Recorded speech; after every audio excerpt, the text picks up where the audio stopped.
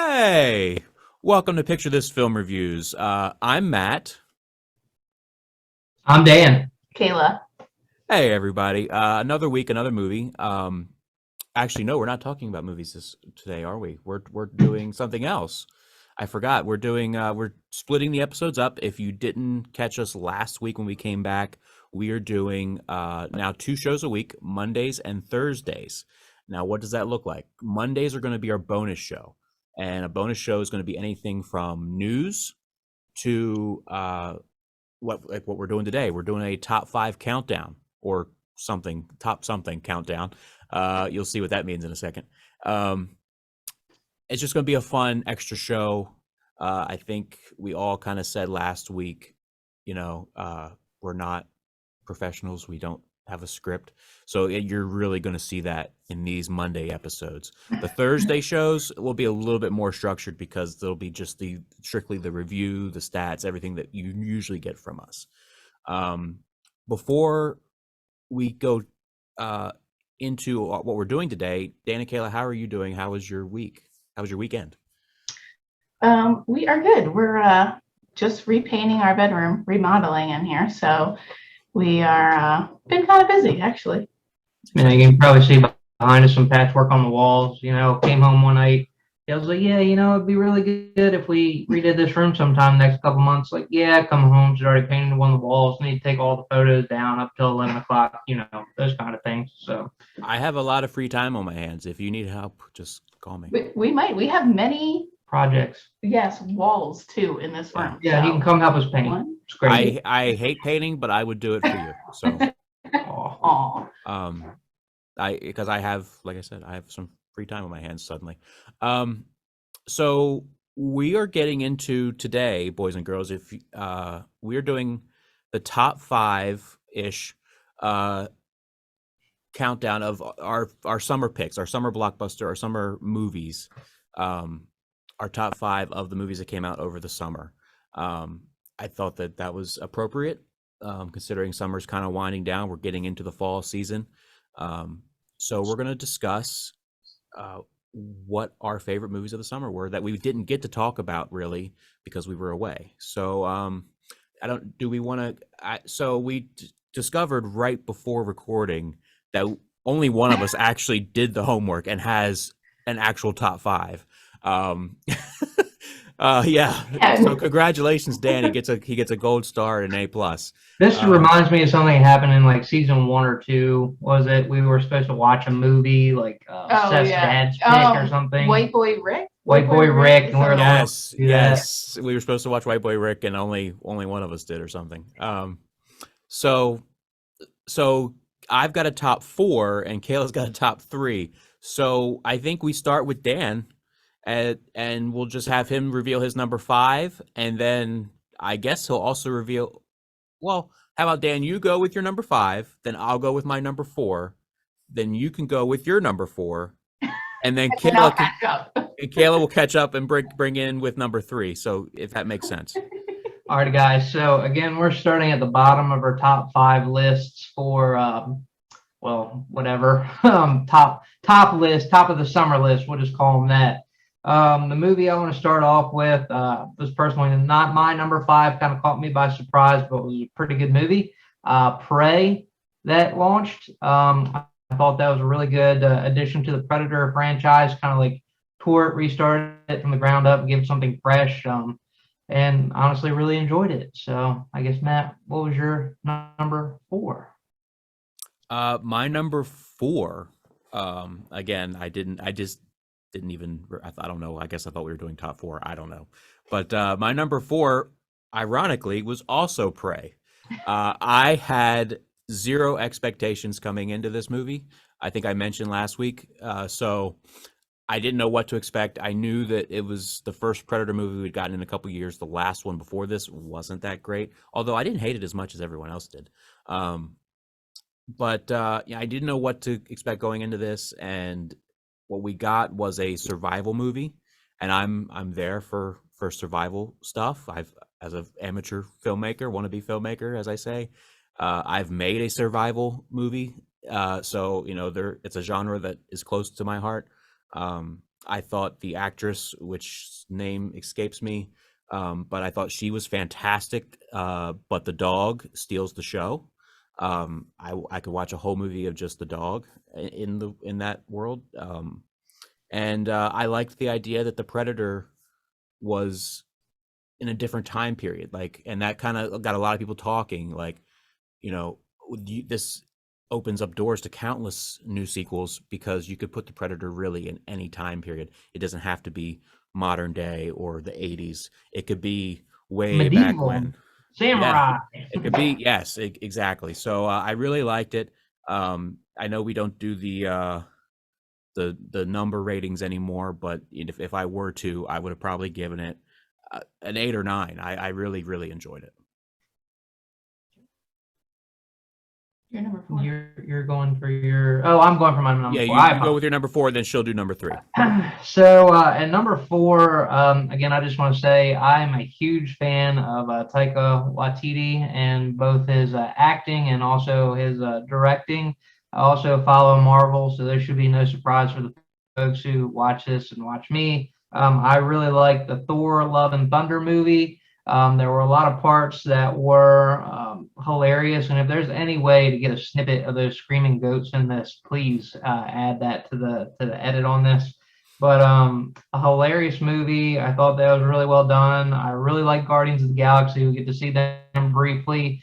Thor is not my favorite superhero, but I think in this film, it definitely was very light. It was fun. It was more fresh than a lot of other Marvel films. So it changed up the chemical makeup a little bit and really came in as a solid movie for me this summer. Wow, that was a nice little It was. summary of that. Okay, so I want to say, so I did 3 because I really haven't watched a lot of summer movies.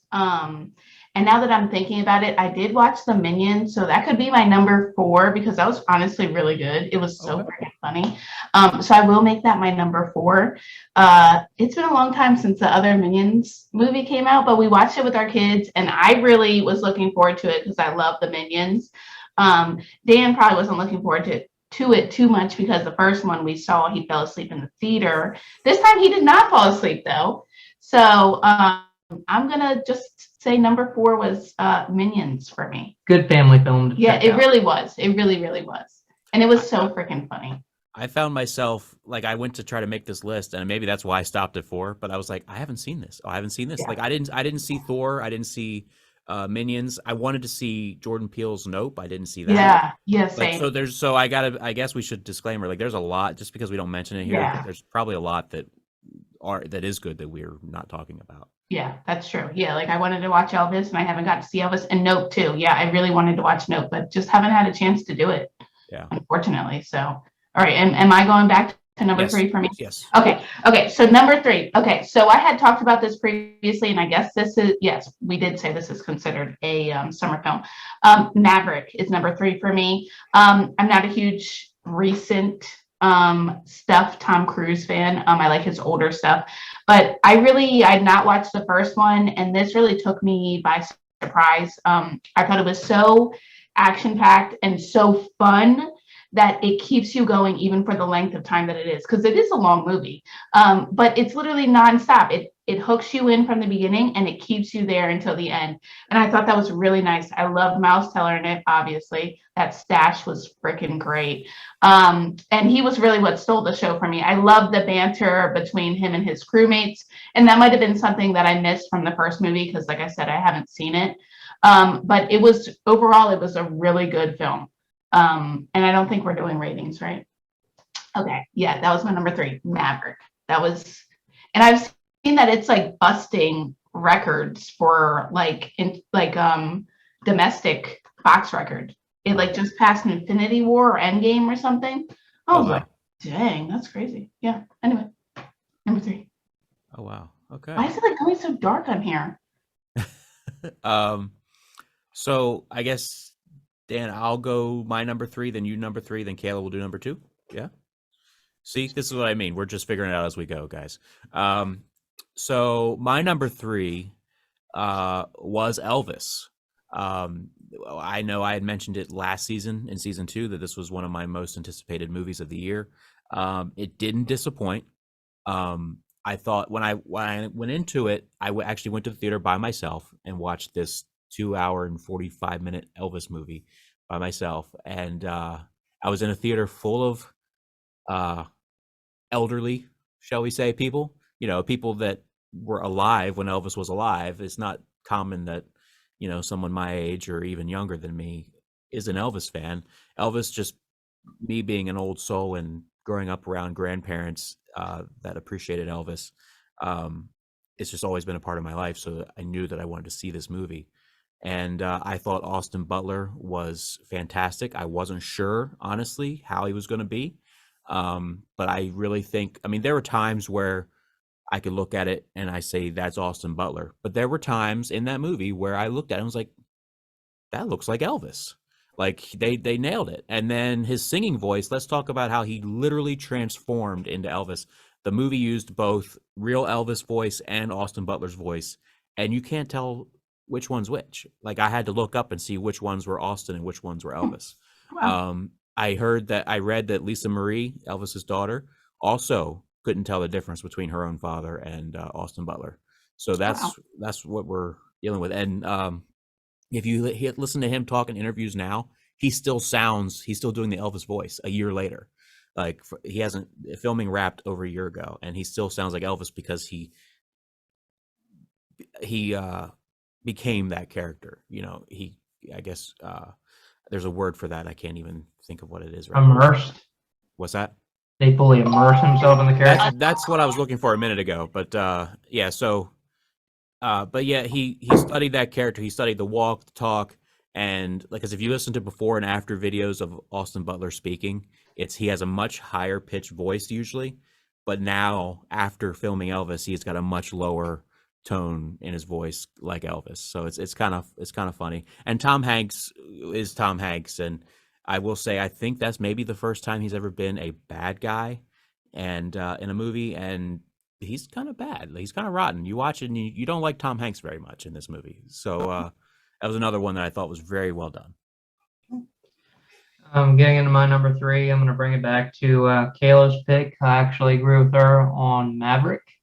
I'm not a huge Tom Cruise fan. However, I think that he does a really good job in a lot of his films. The first Top Gun being one of them, and the fact that he's able to fly and do a lot of his own stunts in these is crazy.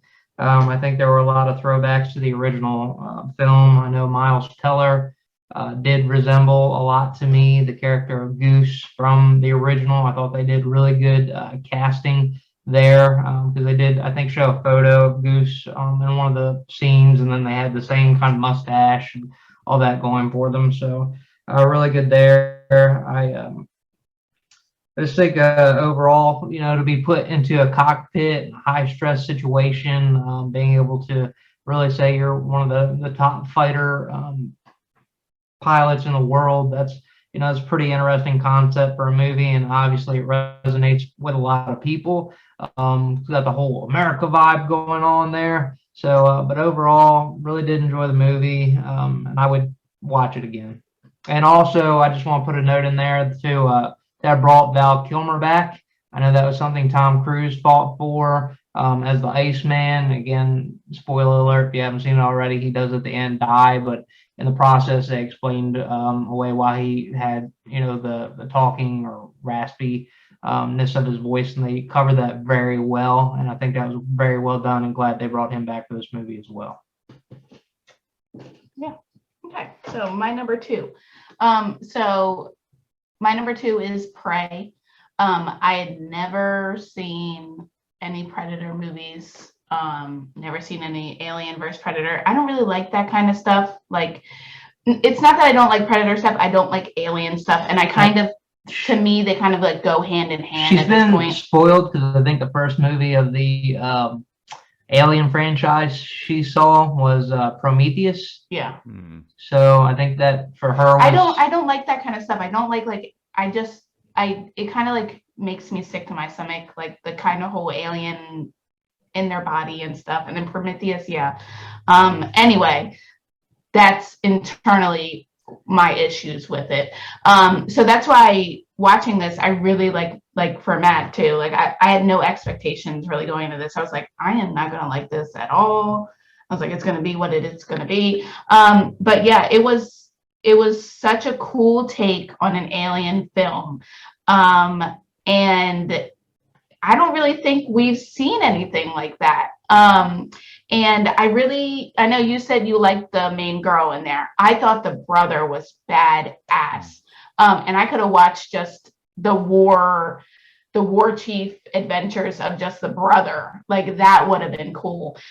So that whole concept of that movie was so new, fresh, and I could watch another one if they made another one. And I really, really enjoyed it. And I think with you two, I'm going to have to give a rating. I would give it 8 out of 10 because it was so well done. I believe that they were like, it was, what was it, 1700s, 1800s that this was happening. And I was like, it was just very cool. I loved it. It was very cool.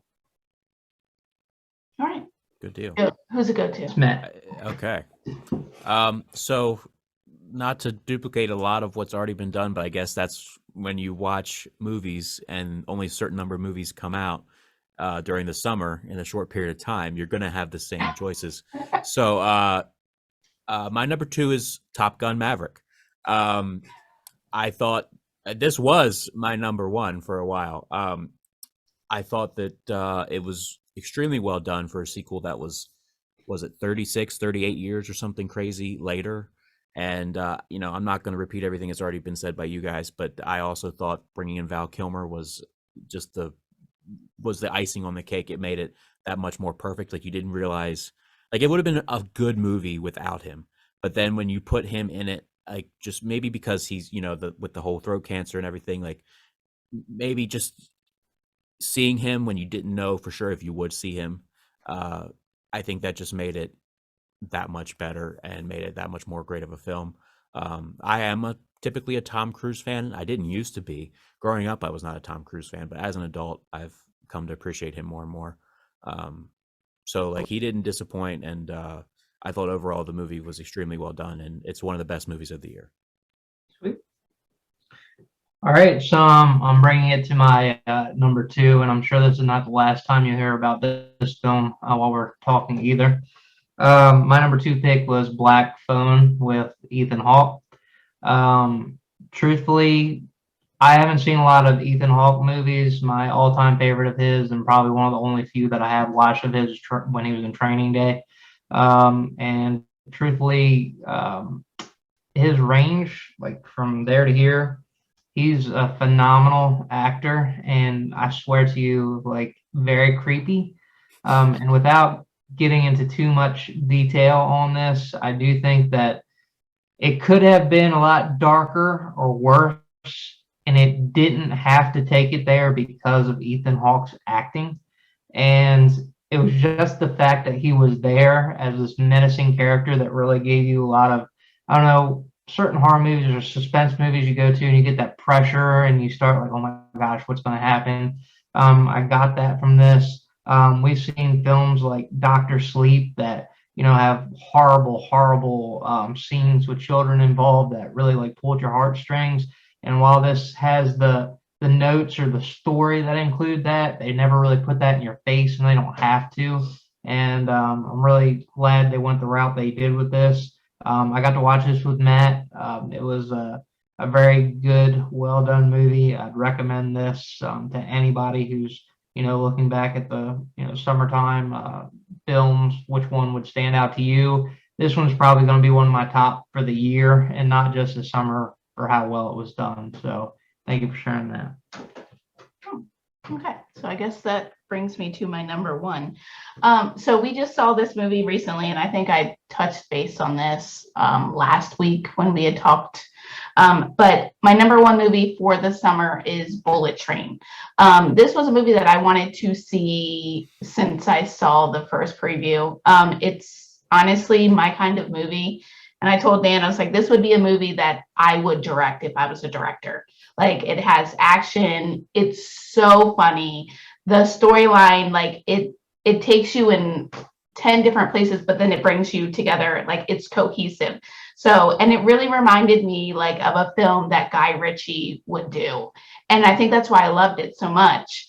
And it was, I mean, of course, Aaron Taylor Johnson was in it.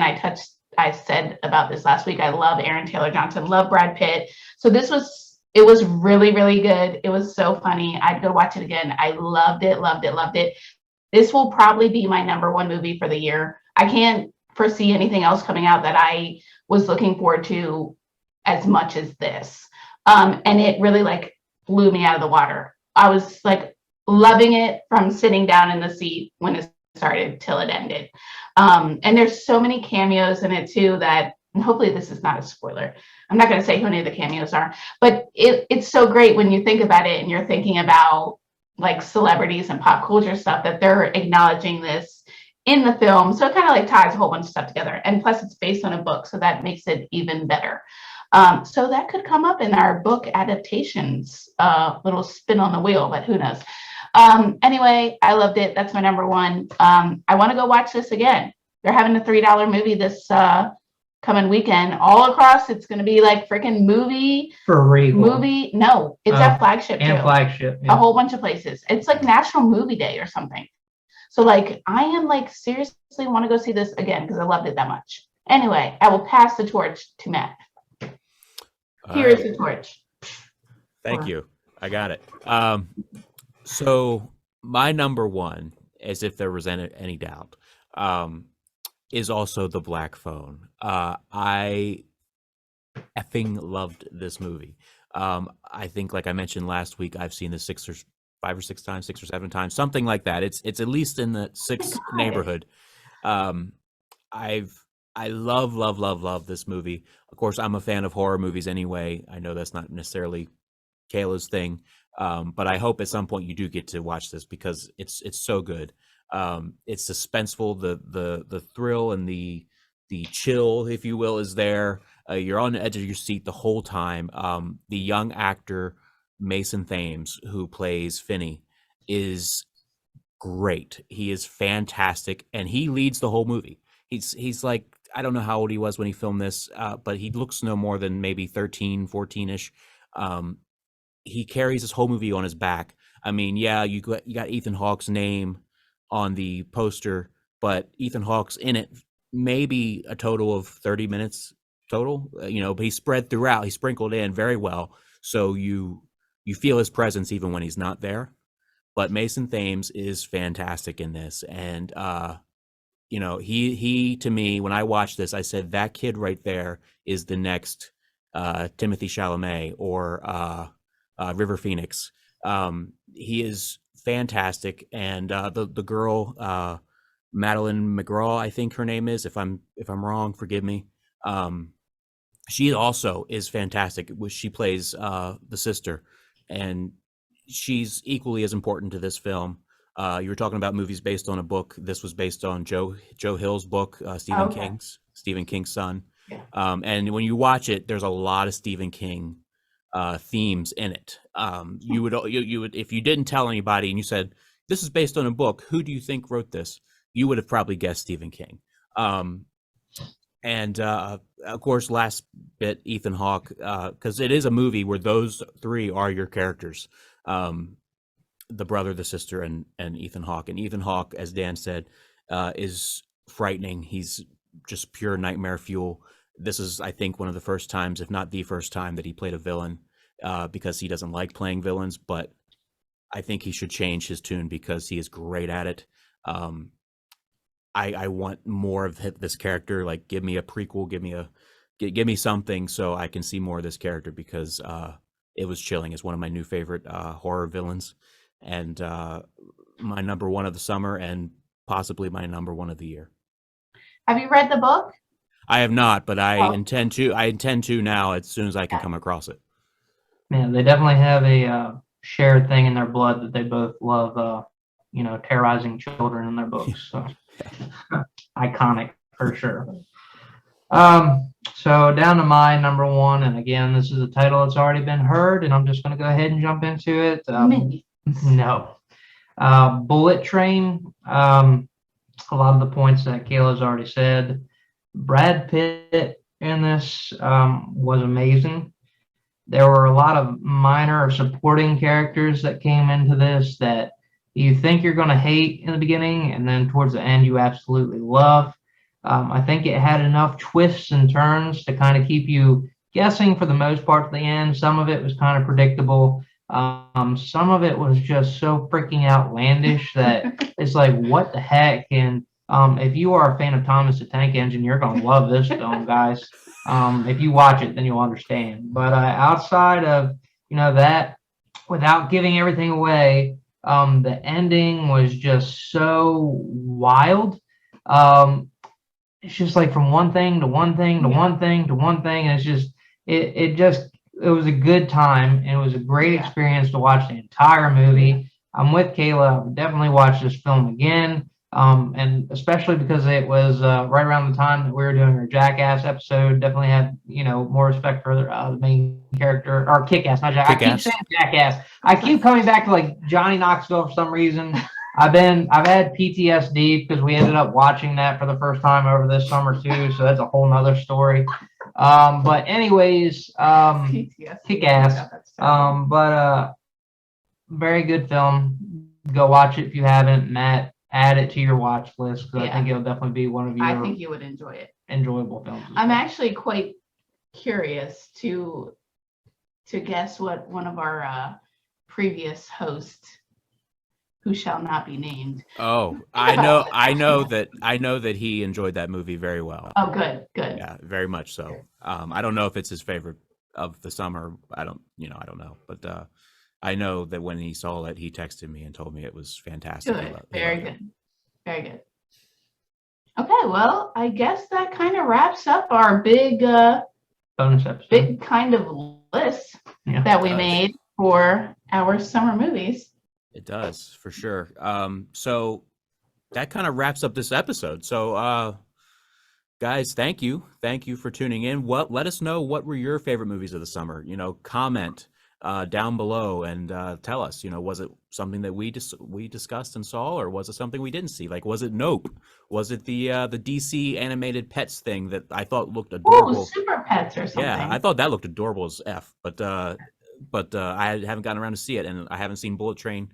So there's a lot that I know I personally haven't seen that I should have seen before we did this. But summer's coming to an end. We're going to do other topics, other countdowns. So we wanted to get this out as soon as possible. So anything else from you guys? Support your local movie theaters, guys. Yeah. Support your local movie theaters. That's a good thing. Of course, by the time this airs, it'll probably maybe have already happened. What date is it? It's coming this Saturday. Okay, so September 3rd.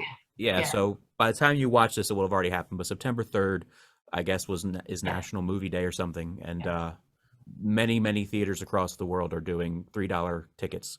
So hopefully you participated. Yes, go. But until then, we'll be back on Thursday, everybody, as we're continuing our superhero genre, and we're talking about 1994's The Shadow. Well, thank you guys for tuning in. Yes, everybody, have a great week. Follow us. We're on all the socials at Picture This Film Reviews. At Picture This Film Reviews on Instagram, Facebook, YouTube. We're not on Twitter. We don't do the tweets yet, but maybe one day. Until then, everybody have a great week. See you Thursday. Love one another. See you guys. Thank you.